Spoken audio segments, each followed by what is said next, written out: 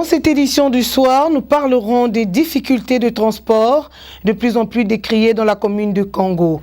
Une véritable casse-tête chinois pour de nombreux résidents qui aujourd'hui ne savent plus à quel saint se vouer. Puis nous parlerons aussi de la kyrielle des dispensaires abandonnés observés un peu partout dans le pays qui suscite des interrogations au moment où le ministère de tutelle et la Banque mondiale viennent de mettre en place une synergie pour conjurer la situation. Les détails dans quelques instants. Mesdames, Messieurs, bonsoir. Vous êtes les bienvenus si vous nous rejoignez à l'instant dans cette édition de ce soir. À l'ouverture de cette session d'information, le regard que la rédaction de TVS porte sur ces dispensaires qui continuent de croupir sous des hautes herbes, une situation déconcertante qui devient criarde au fil des années. Jean-Nic Zeman, David Mitola, reportage. Voici un dispensaire qui croupit sous de hautes herbes. Le cas de la localité des Longeko, dans le département du Komo-Monda, n'est pas unique. Dans les différentes localités du pays, le constat est amer et quasiment le même. Pourtant, les problèmes et les solutions avaient été identifiés dernièrement pour que les politiques en matière de santé et de bien social soient bien élaborées afin de les rendre perceptibles par la population. C'était d'ailleurs l'objet d'une rencontre le 6 février dernier entre la Banque mondiale et le ministre gabonais en charge de la bonne gouvernance. Aussi a-t-il sollicité l'appui de l'institution financière dans le cadre de l'accompagnement en matière d'évaluation des politiques publiques dont la journée nationale a lieu chaque 30 mai. Mais dans nos villes et villages, la galère continue. L'état de route, l'opérationnalisation du dispensaire de Longeko qui a été construit depuis l'an 2007, y compris l'insuffisance de points d'eau et l'absence d'un dépôt pharmaceutique. Absence par-ci, absence par-là, bref, la liste est longue.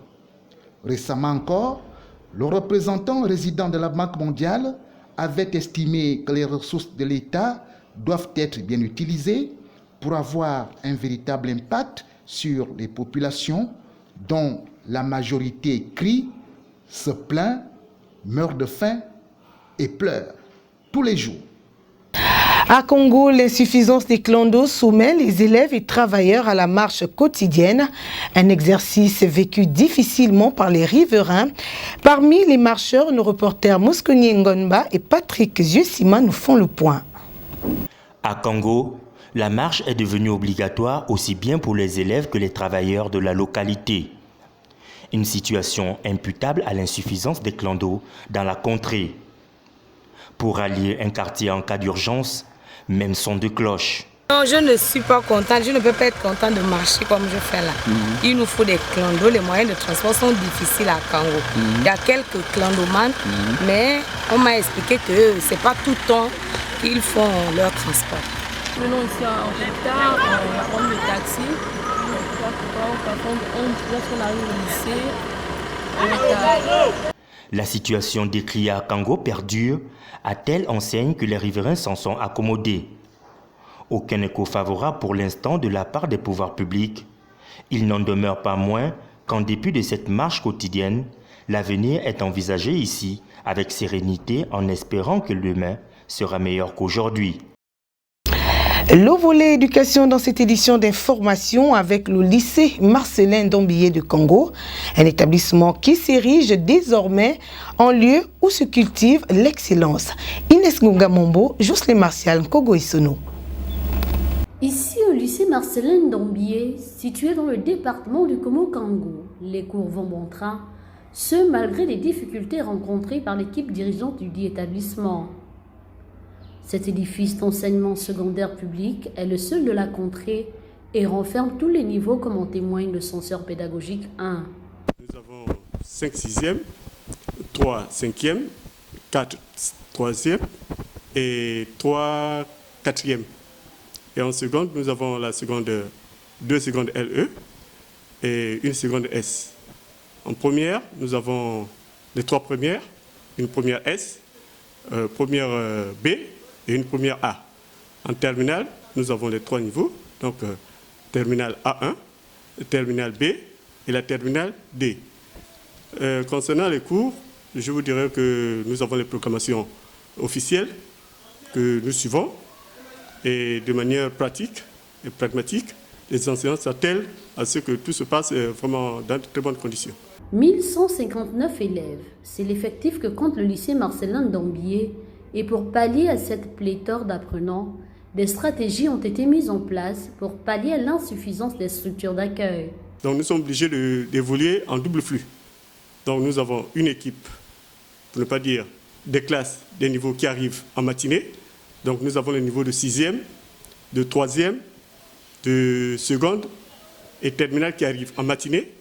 Et en après-midi, nous avons le reste. Donc cela nous permet d'avoir au moins pratiquement tout le monde dans l'établissement. Et nous avons seulement 3 bâtiments, dont 13 classes pédagogiques. Donc on est obligé d'évoluer en double flux pour que tout le monde soit satisfait. Dans le souci de redorer l'image du lycée, en ce qui concerne les classes d'examen, les cours de soutien ont été mis en place pour combler les lacunes des élèves. Troisième, nous sommes en train de nous organiser pour avoir ne fût-ce que des cours de soutien pour amener les élèves à appréhender ou assimiler, à combler leurs lacunes, tout comme en terminale. Cela va s'étaler sur une période d'au moins 1 mois. Et on a retenu les disciplines telles que la physique, les mathématiques, la SVT, le français, la philo et l'économie. Donc nous avons des enseignants qui sont prêts à nous aider là-dedans. Et nous allons faire venir aussi certains qui sont dans d'autres localités pour essayer d'apporter leur contribution. Saisissant l'opportunité qui lui a été offerte, le censeur pédagogique 1 a émis le vœu à l'endroit des responsables de tutelle. On comprend qu'à Kango, on a quelques difficultés, déjà au niveau des bâtiments. La deuxième difficulté, c'est au niveau des enseignants. Parce que nous ici, avec tous les niveaux que nous n'avons qu'un seul enseignant d'espagnol, 2 enseignants d'anglais et un seul enseignant de philosophie, ce qui nous pose vraiment problème. Parce que si on avait plus, je crois que on ferait mieux que ce que nous pensons. En tout cas, c'est le moment de fin et je vous remercie encore d'être passé au nom de l'administration de cet établissement et bon séjour à Kango. En éducation, nous y restons avec le lycée technique Jean-Fidèle Otando de Port-Gentil où les élèves affûtent leurs armes pour améliorer les résultats obtenus précédemment. Estranel Ovono, Média Plus Port-Gentil. L'année scolaire 2019-2020 continue son cours normal au lycée technique Jean-Fidèle Otando. Après le premier trimestre passé sans aucune perturbation majeure, les parties prenantes du dit établissement secondaire, à savoir les membres de l'administration, les enseignants et les élèves, abordent le deuxième trimestre dans la même ambiance, mais certainement avec l'ambition d'améliorer les résultats obtenus précédemment. C'est ainsi l'occasion de visiter les réalités qui prévalent autour de la formation duale mise en évidence depuis quelques années au sein de cet établissement d'utilité publique. Nous avons l'ouverture d'une seconde professionnelle pour des raisons que vous connaissez, c'est-à-dire que la classe est faite par des entreprises. Donc c'est en fonction des places des entreprises que nous faisons la classe. On va dire que c'est 15 élèves qui devaient débuter la formation, mais pour faute de place, nous avons 7 places. On va déjà débuter cette seconde avec 7 élèves.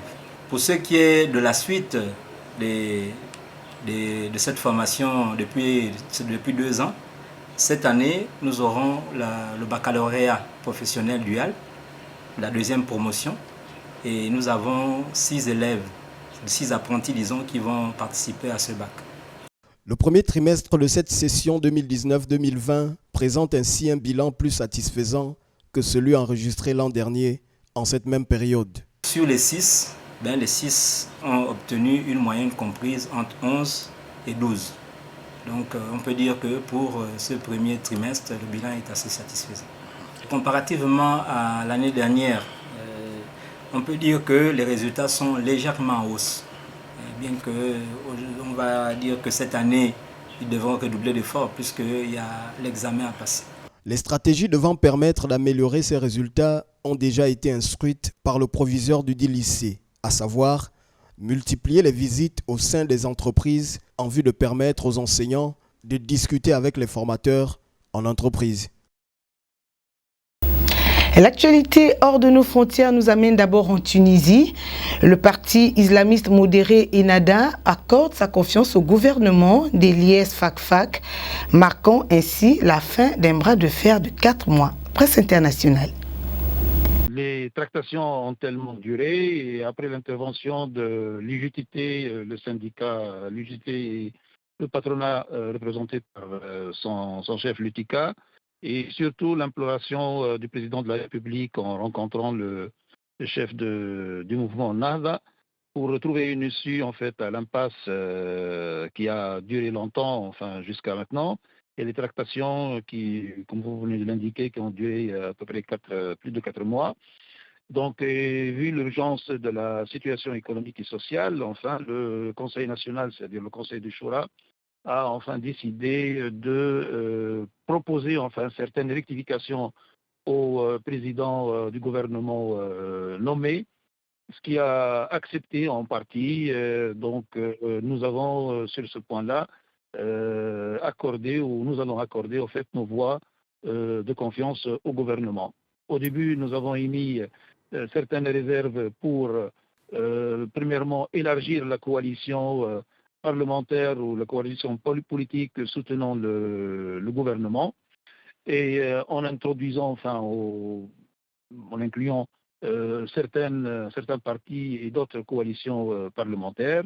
Nous avons ici émis des réserves aussi sur certains ministres et certaines nominations, et surtout aussi de respecter notre présence, enfin notre poids, disons, au gouvernement proportionnellement au notre poids parlementaire. Bon, certains ont été acceptés, d'autres enfin, ont été ajournés pour d'autres occasions. C'est sur ça que le mouvement a décidé de, comme je viens de l'indiquer, d'accorder la confiance au gouvernement. Au Togo, l'élection présidentielle se tient ce samedi. 7 candidats sont en lice et le président sortant, Faure Gnassingbé, brigue un 4e mandat. Presse internationale. Faure Gnassingbé une nouvelle fois face aux Togolais. Après 15 ans au pouvoir, il est candidat pour un 4e mandat consécutif depuis qu'il a succédé à son père. Le président actuel est en mesure de se présenter à la suite d'une révision constitutionnelle votée en mai 2019. Elle lui permet de renouveler son mandat en 2020 et 2025. Faure Gnassingbé pourra aussi bénéficier d'une immunité à vie pour toute action liée à sa présidence. Face à lui, 6 candidats. Georges William Assiong-Nkwesson du Parti Santé du Peuple. Jean-Pierre Fabre de l'Alliance nationale pour le changement. Aimé Tchabouré-Gogé de l'Alliance des démocrates pour le développement intégral. Agbeyome Kodjo du mouvement patriotique pour la démocratie et le développement. Mohamed Chassona Traoré du mouvement citoyen pour la démocratie et le développement. Et Komi Olu du Parti socialiste pour le renouveau.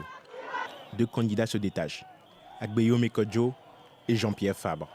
Ce dernier, à la tête de la principale force d'opposition ANC, brigue une 3e fois le poste suprême après être arrivé 2e en 2010 et 2015. Mais son leadership est contesté par Agbeyome Kodjo, ancien Premier ministre de Gnassingbé et Adema, resté au pouvoir à 35 ans. Il met en avant sa connaissance de l'appareil étatique et s'autoproclame candidat unique de l'opposition avec le soutien public de l'archevêque de Lomé, Monseigneur Podjo. L'opposition se présente une nouvelle fois en rang dispersé et aura la lourde tâche de mobiliser un électorat tenté par l'abstention face au manque de transparence du processus électoral. Le Soudan doit faire face, à l'instar de plusieurs pays de l'Est, face à une invasion de criquets. Ces insectes à la recherche de nourriture constituent une menace pour les cultures dans un pays déjà en proie à la guerre et à la famine. Presse internationale. Ils apprennent à enfiler leur tenue de protection et à épandre les pesticides. 600 cadets de l'armée kenyane ont été mobilisés pour se former à la lutte contre les criquets. Notre cible, ce sont surtout les jeunes criquets qui ont éclos il y a 2 à 3 semaines. Donc la pulvérisation au sol est ce qui est le plus recommandé pour les neutraliser. Avec cet entraînement, les jeunes militaires apprennent aussi à se protéger pendant les opérations d'épandage. La mobilisation de ces cadets a été nécessaire pour tenter de contenir au maximum cette invasion qui menace la sécurité alimentaire de toute une région. Les essaims qui dévastent les cultures ont déjà atteint au moins 8 pays, dont le Kenya ou encore la Tanzanie, et viennent d'arriver au Soudan du Sud par la frontière ougandaise. Environ 2000 criquets ont déjà été repérés dans le pays. D'une couleur jaune foncé, ils sont à la recherche d'une zone de ponte. Au Soudan du Sud ou en Ouganda, il n'y a pas eu de criquet depuis 1961, donc c'est vraiment difficile de réagir rapidement et de renforcer les opérations qui sont essentielles pour protéger les moyens de subsistance et la sécurité alimentaire des populations de la Corne de l'Afrique. 60% de la population sud-soudanaise est déjà menacée par la faim, effet combiné de la guerre, de la sécheresse et des inondations. Les Nations Unies et les autorités locales ont demandé davantage d'avions et de pesticides, d'autant que selon des experts, le nombre de criquets pourrait être multiplié par 500 d'ici juin avec l'arrivée de la saison sèche. Mesdames et messieurs, le buzz de ce journal, ce singe que vous apercevez prenant de l'alcool et fumant, comme vous pouvez l'apercevoir sur ces images, met en exergue une sorte d'anthropomorphisme dans lequel se sont mus plusieurs amoureux après une déception sentimentale. Cela a été perceptible au lendemain de la Saint-Valentin où beaucoup sont tombés dans la désillusion. Que vous inspire cette image?